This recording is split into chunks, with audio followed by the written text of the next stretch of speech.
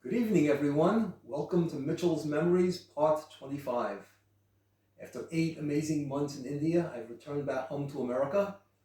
I'm now living with my parents who have now moved to a home in Massapequa Park, Long Island.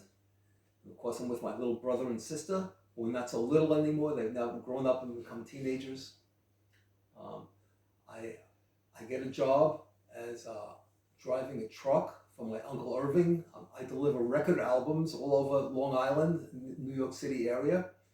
And once a week, I actually go all the way down to Washington, D.C. and Virginia and then back, sometimes driving 15, 17 hours a day to do that shift. Anyway, I earned enough money, and by December of 1973, I'm back in India for 3 months with Gurudev. Again, fantastic. He sends me back to America. And this time I go with 4 or 5 other fellow practitioners. We rent a house in Brooklyn and make it a yoga center. And there I work various jobs to earn more money to go back to India, which I went in 1976 and 1979. I did anything I could do to make money. During Christmas, I sold Christmas trees. I sold beautiful flowers petaled flowers on the street. I drove a truck. I drove a refrigerated truck. I delivered sandwiches as part of an anti-poverty program in poor neighborhoods. One of my favorite jobs was I did substitute school teaching, and I also worked through an agency for Bank of America, the credit card division. People had complaints with their credit card, and I was the one who looked at the correspondence, saw what the complaint was, and if they would give money, I gave money. If not, I explained why. How we did the research, we did it in a room with microfiche. This is before the computers. There was microfiche, and that is, you look through like a microscope-like device, and you cranked a handle until you found the account and look up the records. And I was very diligent in my job, and I did slowly, carefully, made sure everything was right. I noticed some of my colleagues there spent a lot of time in that room, and I couldn't understand why, and I saw them laughing and giggling. And finally I discovered why, that they in their spare time, when they should have been working, they were looking up the accounts of famous athletes and movie stars and entertainers, and seeing how they spent their money. Like Bette Midler just bought a $5,000 necklace at a jewelry store. And it struck me at that point, if these little low-salaried employees can look up and find out what everyone's doing, imagine what the FBI and the CIA and the KGB are doing. So it just taught me the lesson in life that there is no privacy. Anything that's a record of something, someone else can see. So be careful. Anyway, besides the trips to India, I became very close to Gurudev because he came to the West 3 times in the 1970s, and each time he wanted me to be with him. For example, he went to Germany in 1975. He called me to be there with him, and we went around Germany giving lectures, then to Canada, then to New York. Then I drove him across. I drove Gurudev and his translator across to California, across America, to give lectures, and then back again. And later on, we did trips down to Knoxville and Atlanta and Baltimore. And all the time, Gurudev was teaching me, and he said everything by example. So we got really, really, really close. And there were so many stories I could tell about Gurudev, but there's no time. So I'll just say 3 or 4 just to give you an example. Gurudev did not like anyone showing off, or especially showing off powers.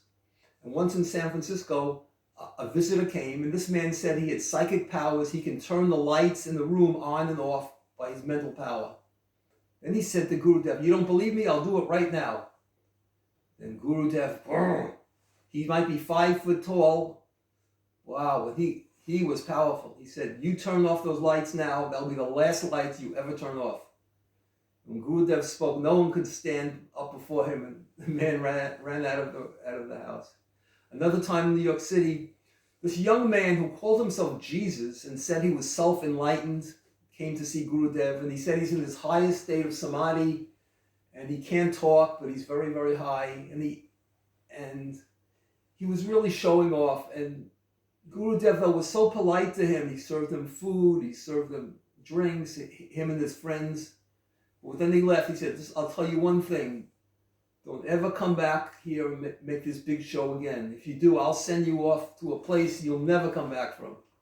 Anyway, after that, they never came back. And just Gurudev was also fearless. He had so much courage. One time we did shopping in New York City. We came out of a grocery store, and then a female disciple of Gurudev came out with a bag full of groceries. And the thief suddenly came. The thief tried to grab the groceries. The girl wouldn't let him have it.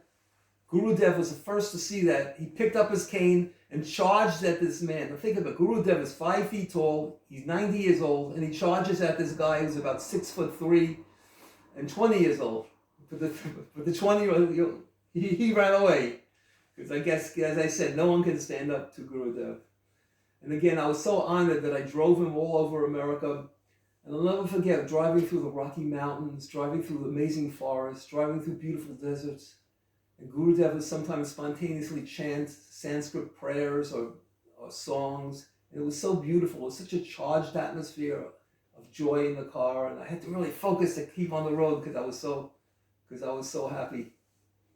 In 1979, my last time I went to see Gurudev in India. He knew it was the last time. He treated me so special. He gave me special teachings. And he knew it was the last time. When I got back to America, I had dreams to indicate it was the last time. One dream, I'll just give you an example. I dreamt that Gurudev and I were sitting on the sandy beach, and then the waves came in and pulled Gurudev out. And I rushed towards him, and I was trying to pull him to save him.